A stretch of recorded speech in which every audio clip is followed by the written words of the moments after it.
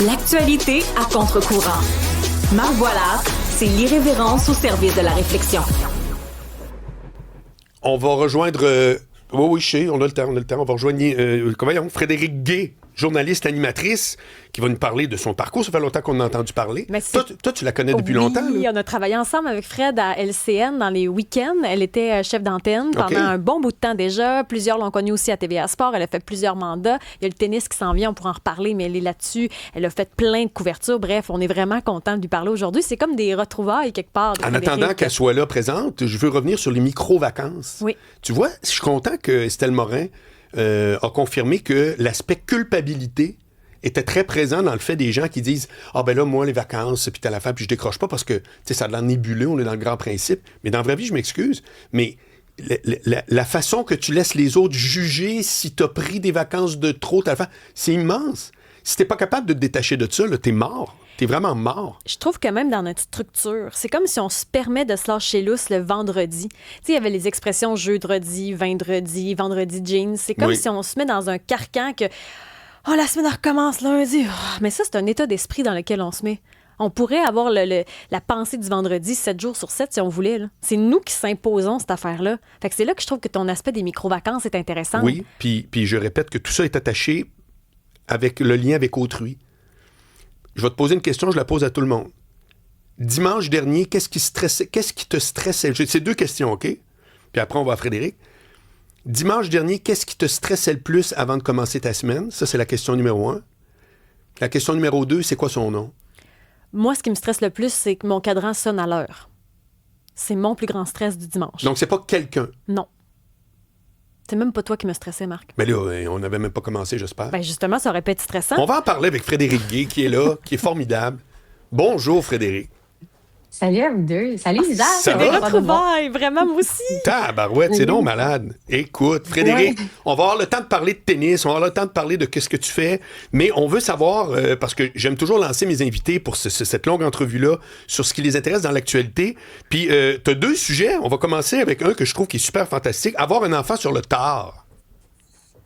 Tu vas commencer avec ça? Ouais. Ben oui, parce que, écoute, c'est parce que, en fait, je pensais à ça parce que récemment, j'ai vu qu'il y avait un documentaire qui était sorti notamment sur l'infertilité et tout, de Marina Bastarache. Et je me disais, c'est sûr que ça va toucher de plus en plus de gens parce que tous les gens autour de moi ont des enfants tard. Moi, je viens d'avoir mon premier enfant à 40 ans. Mon meilleur ami vient d'avoir son premier enfant à 46 ans. Une de mes meilleures amies vient d'avoir son enfant à 39 ans.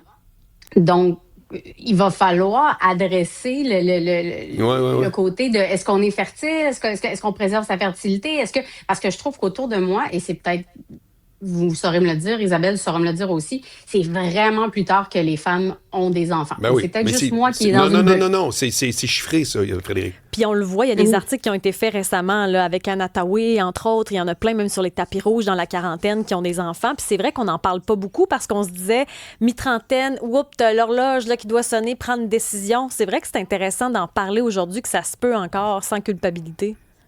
Et plus que ça, moi, je recommanderais au gouvernement, je ne sais pas si c'est le cas, je ne sais pas s'il y a eu des avancées justement, peut-être après le documentaire de Marina Bastarache, mais il y a un phénomène qui est très, il y a une échographie en fait qui se passe, qui se fait, qui se donne et qui est très très simple. Moi, je l'ai faite à l'âge de 34 ans, 35 ans et demi. C'est juste une échographie pour voir ta réserve ovarienne. C'est si simple, ça fait pas mal. C'est à peine invasif, là, honnêtement. Marc, je t'expliquerai pas, mais Isabelle, il n'y a rien là. Puis tu vois combien tu as de réserve ovarienne dans l'ovaire gauche puis dans l'ovaire droit. Puis là, ça te permet de prendre une décision. Si tu fais dire que t'en restes pas beaucoup, ben là, tu fais OK, il faut que j'agisse si je veux des enfants, si c'est, ou je veux me donner la possibilité plus tard. Mais c'est pas quelque chose qui est offert aux femmes comme ça. Tu sais, moi, j'ai dit à ma sœur, là, tu le payeras là, au privé, là, c'est 200$. Quand tu auras 29, 30 ans, juste voir, faut que tu te dépêches, faut que tu prennes les mesures, faut que tu préserves la fertilité, etc., dans l'optique où tu veux avoir peut-être un enfant à 40 ans. Est-ce que ça te permet de voir aussi si tu as, je sais pas, ovaire polykystique ou problème de fertilité? Oui, probablement. Puis tu peux investiguer juste un petit peu plus loin aussi avec une prise de sang. Mais ce que je trouve, comme je dis, on a des rendez-vous gynécologiques, là, Isabelle, les femmes en général, assez régulièrement. Ça serait tellement simple quand la femme approche le 28, 29, 30, 31, juste te l'offrir. Comme je dis, c'est super facile. Puis ça permettrait la possibilité aux femmes comme moi de décider d'avoir ses enfants plus tard parce que la carrière, que vous soyez d'accord ou non, les tradwives aux États-Unis ne le seront pas, mais c'était important pour moi. Est-ce que ça venait avec une pression, justement, d'avoir des enfants sur le tard? C'est pas la pression, c'est que j'étais pas prête. En fait, même si biologiquement, j'avais pas 40 ans, j'aurais peut-être même attendu encore 2-3 ans. Là, tu sais, OK. j'aurais continué de voyager, j'aurais continué j'aurais fait ma carrière un petit peu. Tu sais, même là, si jamais je veux un deuxième enfant, il faut que ça se passe comme là, parce que Ouais, la donne change. Là. c'est ça. Fait que, non, c'est juste ça, mais j'aime l'idée que j'ai pu avoir le contrôle de ma maternité à cause des connaissances que j'avais sur mon corps. Là, Frédéric Gay, ce kid-là va naître dans un monde 1000 fois plus numérique que tout ce qui a existé dans l'histoire de l'humanité, avec intelligence artificielle, etc. Qu'est-ce que tu vois de ça actuellement? Qu'est-ce que tu appréhendes ou que tu penses qui est bien ou que tu trouves que tu te dis, coudonc, je vais-tu devoir dealer avec ça? Parce qu'on a reçu plein d'invités ici de femmes qui disaient, entre autres, Marie-Lise Bourque, etc., qui disaient c'est le défi de l'heure de gérer les jeux vidéo, le téléphone, le numérique. C'est quoi ta vision de ça?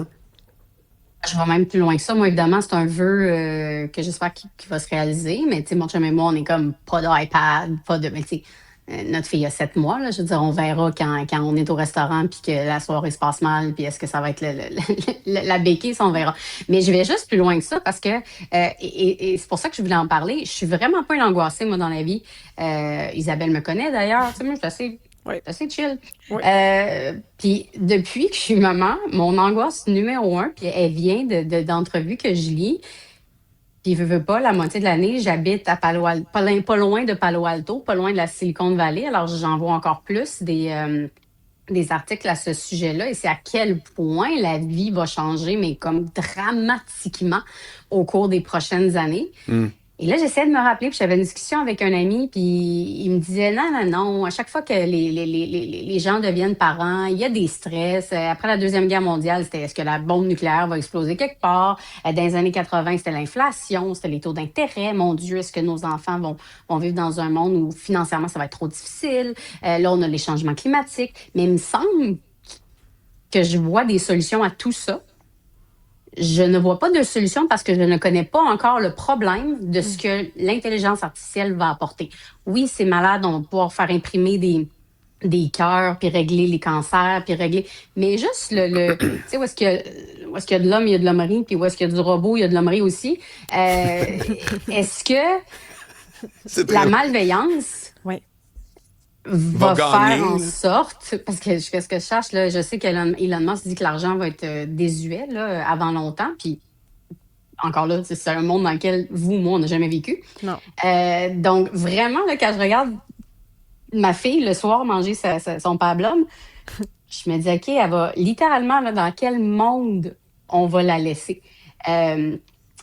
On a vu tous les robots là, qui sont même malveillants alors qu'ils sont sous supervision de leurs créateurs, là, OpenAI, entre autres, et les autres. Vous avez vu le robot là, qui...